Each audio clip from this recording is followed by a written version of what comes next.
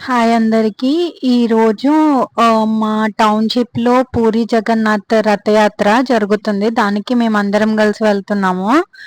మా రూమ్‌మేట్స్ అందరూ కలిసి.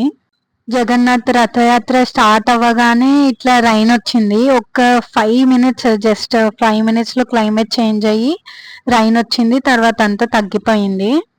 ఆల్రెడీ రథయాత్ర స్టార్ట్ అయిందని చెప్పేసి మా ఫ్రెండ్ కాల్ చేసింది. మేము స్టార్ట్ అయ్యి వెళ్తున్నాము.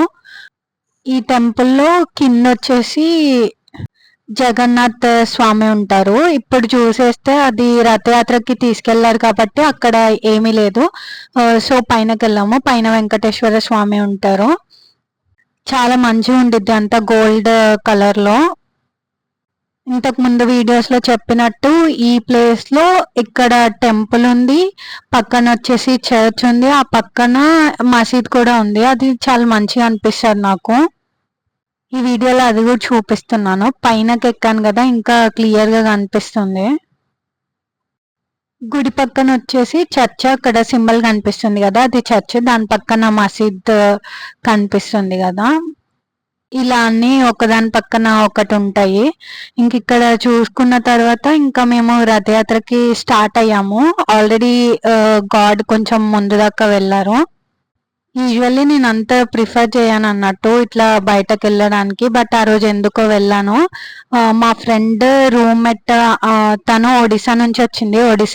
ఒడిశాలోనే కదా జగన్నాథ్, పూరి జగన్నాథ్ టెంపుల్ ఉండేది. సో తను స్టోరీ చెప్పింది అన్నట్టు ఈ రథయాత్ర స్పెషాలిటీ ఏంటి అనేది. ఆ స్టోరీ విన్న తర్వాత నాకు కూడా ఒకసారి రథయాత్ర చూడాలనిపించి స్టార్ట్ అయ్యాము. షార్ట్గా ఆ స్టోరీ చెప్పాలి అని అంటే, ఒడిశాలో పూరి జగన్నాథ్ టెంపుల్ ఉండేది కదా.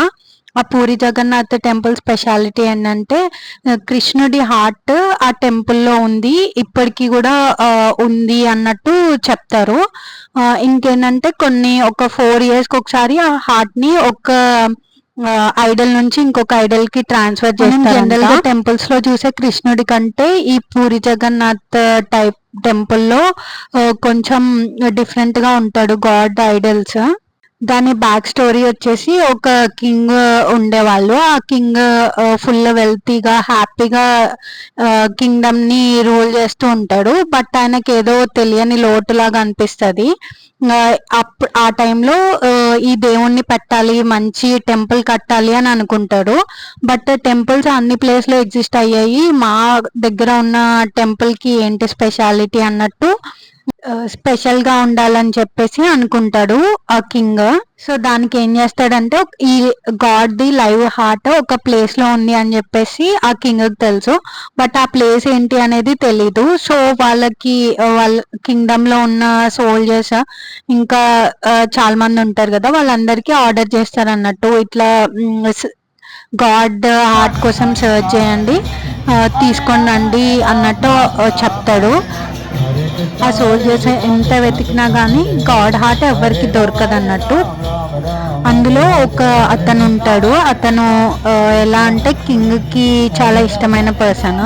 తను స్టిల్ ఇంకా సర్చ్ చేస్తూనే ఉంటాడు. అలా సర్చ్ చేస్తూ ఒక ఫారెస్ట్ లోకి వెళ్తాడు. ఆ ఫారెస్ట్ లో ఒక అమ్మాయిని చూసి ఇష్టపడతాడు అన్నట్టు. ఇంకా వాళ్ళతోటే ఉంటాడు. ఇంకా అమ్మాయిని మ్యారేజ్ చేసుకుంటాడు. ఆ అమ్మాయి ఎవరు అని అంటే, ఆ ఫారెస్ట్ లో కూడా ఒక కింగ్ లాగా ఒక పర్సన్ ఉంటారు కదా, ఆ పర్సన్ వాళ్ళ కూతురు. సో ఆ ఫారెస్ట్ లో ఉన్న కింగ్ ఉంటాడా, ఆ కింగ్ ఏంటంటే ప్రతిరోజు నైట్ అందరూ నిద్రపోయే టైంకి బయటకు వెళ్ళేసి వస్తూ ఉంటాడు ప్రతిరోజు. అది ఈ పర్సన్ గమనిస్తాడు అన్నట్టు. ఎందుకు ఇలా వెళ్తున్నాడు మీ డాడీ అని చెప్పేసి అమ్మాయిని అడిగితే అమ్మాయి సరిగ్గా రెస్పాండ్ కాదన్నట్టు. అప్పుడు ఇంకా నేను నీ హస్బెండ్నే కదా, ఎందుకు నాకు చెప్పట్లేదు అని అంటే, ఇలా గాడ్ హార్ట్ ఉండిద్ది, దానికి మా డాడీ పూజలు చేస్తారు నైట్ వెళ్ళి, అది ఎవరికి తెలియకూడని రహస్యం అన్నట్టు మెన్షన్ చేస్తారు. ఇంకేం చేస్తాడంటే, ఆ కింగ్ ఉంటాడు కదా ఫారెస్ట్ లో ఉండే కింగ్, మా అల్లుడే కదా అని చెప్పేసి ఆయన కళ్ళకు గంతలు కట్టి ఆ ప్లేస్ కి తీసుకొని వెళ్తాడు. కళ్ళకి ఎందుకు గంతలు కడతాడంటే, ఆ ప్లేస్ ఎవరికి రివీల్ చేయకూడదు అని చెప్పేసి. బట్ ఈయన తెలివిగా ఏం చేస్తాడంటే, చేతిలో మస్టర్డ్ సీడ్స్ ఉంటాయి కదా, అవి పెట్టుకొని దారి మొత్తం వేసుకుంటూ వెళ్తాడు.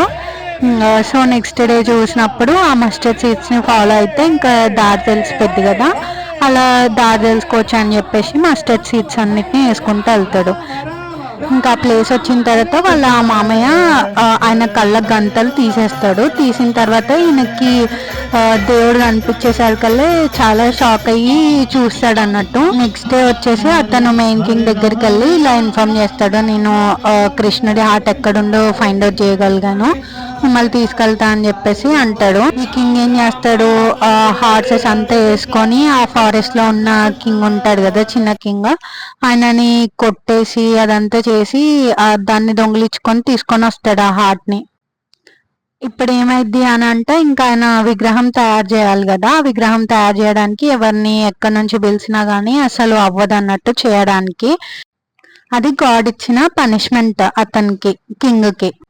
ఎందుకంటే ఆయన మంచి వేలో దాన్ని తీసుకోకుండా అలా చిన్న కింగ్, ఫారెస్ట్ కింగ్ అని కొట్టేసి అలా తీసుకోవడం గాడ్ కి నచ్చదు అన్నట్టు. ఎందుకు ఇంత పొగరు అన్నట్టు ఆ పొగరు తగ్గించడానికి గాడ్ అసలు శిల్పం లాగా మారడు.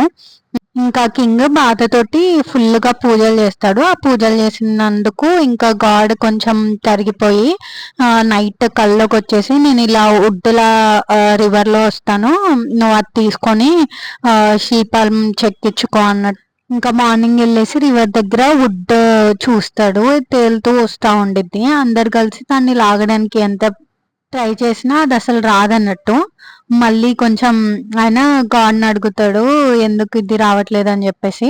అప్పుడు గాడ్ అంటాడు, ఫారెస్ట్ లో ఉన్న కింగ్ మాత్రమే తీయగలడు అంటే వెళ్ళి ఆ ఫారెస్ట్ లో ఉన్న కింగ్ దగ్గరికి వెళ్ళేసి ఆయన కాళ్ళు పట్టుకొని బతిమలాడి తీసుకొని వస్తాడు. ఇంకా ఆ వుడ్ ని బయటకు తీస్తారు. తీసిన తర్వాత కూడా చెక్కడానికి అసలు ఎవరి వల్ల కాదు. ఎందుకు గాడ్ ఆయనని ఇలా టెస్ట్ చేస్తున్నాడంటే ఆయనకి కొంచెం వెళ్తుంది, అంత మంచిగా ఉందని చెప్పేసి పొగరు. సో ప్రతి స్టెప్ లో గాడ్ ఆయనని బాగా పొగరు తగ్గిపోవాలని చెప్పేసి ఇలా చేస్తూ ఉంటాడు, టెస్ట్ చేస్తూ ఉంటాడు. మళ్ళీ వచ్చేసి ఆయన గాడ్ దగ్గర ప్రేయర్ చేసుకుంటే గాడే వస్తాడు ఇంకా విగ్రహాలను చెక్కడానికి. వచ్చిన తర్వాత స్టార్ట్ చేసే ముందు ఇలా 30 days నేను అక్కడ ఉండే లోపల గదిలో పెట్టండి నన్ను, నేను చేస్తాను, అప్పటిదాకా నేను బయటకు వచ్చేదాకా నన్ను ఎవరు డిస్టర్బ్ చేయకూడదు అని చెప్పేసి చెప్తాడు. ఇంకా అలా వెళ్ళేసి విగ్రహం చెక్కడం స్టార్ట్ చేస్తాడు. వీళ్ళ వైఫ్ ఏం చేస్తాడంటే ఒక 1 week అయిన తర్వాత, ఏంటి నా అసలు ఏం తినట్లేదు కదా, బతికే ఉన్నాడా లేదా, అసలు ఏమైంది నాకు అని చెప్పేసి ఓపెన్ చేసి చూస్తాడు. అప్పుడు విగ్రహాలు సగం చెక్కి ఉంటాయి. దేవుడు ఓపెన్ చేసి చూస్తేనేమో మాయమవుతాడు. మళ్ళీ గాడ్ వచ్చేసి ఏంటిలా సగం చెక్కిన విగ్రహాలని వదిలేసి వెళ్ళిపోయారని చెప్పేసి బాధపడతా ఉంటే గాడ్ వచ్చేసి ఇది సగం చెక్కిన విగ్రహాలు కాదు, ఇది పూర్తిగా చెక్కినవే, ఇందులో హార్ట్ ని పెట్టేసి పూజలు చేయండి అన్నట్టు చెప్తారు. అందుకనే ఈ విగ్రహాలు కొంచెం డిఫరెంట్ గా ఉంటాయి అన్నట్టు. ఇప్పుడు మనం ఇక్కడ చూసే విజువల్స్ లో రథయాత్ర కంప్లీట్ అయ్యి కృష్ణ, బలరాం ఇంకా బలభద్రికా దేవి ముగ్గురు రిటర్న్ వచ్చేస్తున్నారు వాళ్ళ ప్లేస్ కి. అది ఇక్కడ క్యాప్చర్ చేశాను నేను. ఈ రథయాత్రకి కూడా కొంచెం స్పెషాలిటీ ఉండిద్ది, బట్ అది చాలా డిఫరెంట్ గా ఉండిద్ది. కొంచెం సింపుల్ గా చెప్తాను. కృష్ణుడికి ఫీవర్ వచ్చింది అన్నట్టు. ఫీవర్ వచ్చినప్పుడు తను వచ్చేసి వాళ్ళ రిలేటివ్స్ హౌస్కి వెళ్తాడు. వెళ్ళిన తర్వాత అక్కడ రిలేటివ్స్ హౌస్ అంటే కొంచెం ఎక్కువ మంచిగా చూసుకుంటారు కదా, అంత డిఫరెంట్ ఫుడ్ పెట్టేసి. మళ్ళీ రిటర్న్ రావడం కృష్ణుడికి అంత ఇష్టం లేదన్నట్టు. బట్ 8 days తర్వాత ఆ ప్లేస్ నుంచి కృష్ణుడు రిటర్న్ అవుతాడు. కృష్ణుడు లోపలికి వచ్చిన తర్వాత ఇంకేంటంటే కృష్ణుడి వైఫ్ ఇక్కడ లక్ష్మీదేవిలా చూపిస్తారు. లక్ష్మీదేవి వచ్చేసి అలుగుతుంది ఇక్కడ. ఆ సిచ్యువేషన్ కూడా నేను క్యాప్చర్ చేశాను. ఇక్కడ వీళ్ళు కృష్ణుడు ఇంకా బలభద్రుడు వాళ్ళందరూ బయట వెయిట్ చేస్తూ ఉంటారు. ఎందుకంటే లక్ష్మీదేవి కోపం వచ్చేసి కృష్ణుని రానియదు, వాళ్ళిద్దరిని రాణిస్తుంది. ఇంకా కృష్ణుడు వచ్చి ఏదో ఒక గిఫ్ట్ ఇచ్చి లక్ష్మీదేవిని కూల్ చేస్తేనే రాణిస్తారు అన్నట్టు ఇక్కడ కొంచెం అలాంటి ఒక సిచ్యువేషన్ క్రియేట్ చేసేసి మాట్లాడుకుంటున్నారు. నాకు తెలిసిన స్టోరీ నేను చెప్పాను. ఏమన్నా మిస్టేక్స్ ఉంటే కింద కామెంట్స్ లో పెట్టండి, ఏమన్నా కరెక్ట్ చేసుకునేది ఉంటే. ఇది నేను ఫస్ట్ టైం ఈ స్టోరీ కూడా తెలుసుకోవడం, కొంచెం డిఫరెంట్గా ఇంకా రియల్ హార్ట్ గాడ్ దగ్గర ఉంది అనేసరికి ఏంటిది అని చెప్పేసి చూడ్డానికి వెళ్ళాను. వాళ్ళందరూ అట్లా సింగ్ చేస్తూ మధ్య మధ్యలో వదిలేసాను కదా, వాయిస్ అలానే ఉంచి అసలు భక్తితోటి వాళ్ళు డాన్స్లు వేయడము, ఆ బయటకి గట్టి గట్టిగా అనడం, కొంచెం అది డిఫరెంట్ ఫీల్ని తీసుకొస్తుంది. అంత మీరు ఎప్పుడైనా ఇలాంటి దానికి వెళ్ళారా? అంటే అసలు ఇలా కృష్ణుని చూడడం కూడా నేను ఫస్ట్ టైం, ఇలాంటి విగ్రహాలు చూడడం కూడా. మీరు ఎప్పుడైనా చూసారా? మీ సరౌండింగ్స్ లో ఎక్కడైనా ఉందా? ఇంకా రథయాత్రకి ఎవరైనా వెళ్ళాలని అనుకుంటున్నారా? యూట్యూబ్ వచ్చిన తర్వాత ఇంకా రథయాత్ర కొంచెం ఫేమస్ అయింది. నాకైతే అంతకుముందు అసలు 1% కూడా తెలీదు. అసలు ఇది మా సరౌండింగ్స్ లో ఉన్నా నేను ఎప్పుడు చూడలేదు. ఫస్ట్ టైం ఇట్లా మా ఫ్రెండ్ అని చెప్పాను కదా, తను స్టోరీ చెప్పిన తర్వాతే నేను వెళ్ళి చూసాను. విగ్రహాలు కూడా చాలా అంటే చాలా డిఫరెంట్గా ఉన్నాయి. నేను అసలు ఎక్స్పెక్ట్ చేయలేదు, నేను ఎప్పుడు ఇలా చూడలేదు గాడ్ని. ఇంకా ఫుల్గా ప్రసాదాలు చేశారు. అంత గాడ్ని కూల్ చేయడానికి, అంటే చాలా రోజుల తర్వాత వచ్చాడు కదా, ఇక్కడ కూడా బాగానే ఉండిద్ది అని చెప్పడానికి చాలా అంటే చాలా ప్రసాదాలు చేశారు. ఇంకా నేనైతే పూజ మొత్తం కంప్లీట్ అయ్యేదాకా ఉన్నాను. ఉండి లాస్ట్లో అన్నదానం, ఇంకా గాడ్ దగ్గర పెట్టిన ప్రసాదాలు చాలా ఉన్నాయి కదా, అవన్నీ పెట్టారు. అవి కూడా తినేసి ఇంకా మేము చిన్నగా ఎంత ఆల్మోస్ట్ 12 అయింది ఆ రోజు. మేము అంతసేపు అక్కడ టైం స్పెండ్ చేసాము. నాకైతే ఇది కంప్లీట్లీ షాకింగ్. నేను అసలు గుడిలో అంత టైం స్పెండ్ చేయడం, అసలుకి గుడికి వెళ్ళడమే చాలా రేరు.